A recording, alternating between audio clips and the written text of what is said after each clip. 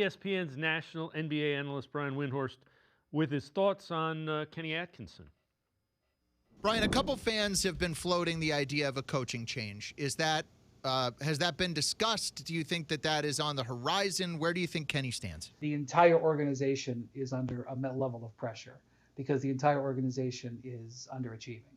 You know, a lot of people on this roster and in the organization have been rewarded over the last 2 years for the great play. Those people who have gotten those situations are under pressure to earn those situations. So I think everybody feels that pressure. I believe that there is a good team in this roster. I don't think a radical change like this is the best pathway forward right now. I think their best pathway forward is to continue to trust in what they know has existed in the roster and hope that it can come back and that they're going to work every day to get there.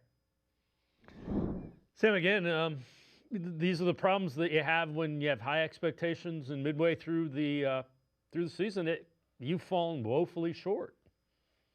Yeah, and that's and you know that stuff comes with the territory. We know this. This is the NBA. The very minute things go wrong, all of a sudden, the rumors come out of the woodwork. The fans are demanding change. But Brian Windhorst brings up an excellent point. You know, this is a team that went 64-18 in the regular season last year, and that's a big body of work.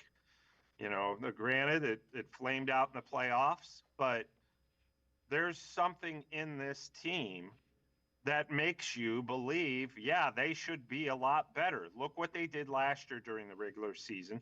Nobody expected 64-18 again. And again, that's not a huge deal because, you know, what matters is what you do in the playoffs. But Kenny Atkinson's the same coach as he was last year that led him to 64 wins. This is largely the same group that won 64 games last year. You have the same stars and the same nucleus. So, you know, making change just out of panic at the midway point of a season, it'd be a really bad idea, and it wouldn't get you anywhere. It would just say we're making change for the sake of it. So, you know, I think that they're more inclined to stay the course here and see how this plays out.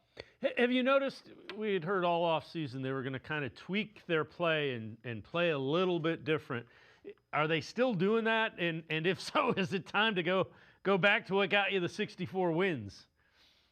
Yeah, they tweak their play, and it's a little bit different, but it's not the right way right now. I mean, what we've seen offensively too often, again, it looks like 2 years ago, where Donovan Mitchell is, you know, they're kind of clunking along, and then Donovan Mitchell will rescue them at the end too much.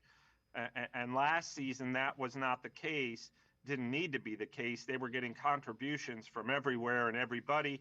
The offense was flowing. I don't think offense is a huge issue for them. I mean, they're still scoring a lot of points. The problem is they're putting themselves in bad situations where they have to have Donovan Mitchell go one-on-one because they're not doing the little things. They're not rebounding. They're not getting to loose balls. They're not making the hustle plays.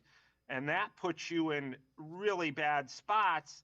You know, whether it's Donovan Mitchell, we saw Darius Garland rescue them in Indiana, and sometimes that'll happen. Sometimes you just get the ball to your star and get out of the way, but that's not sustainable in terms of success in the playoffs.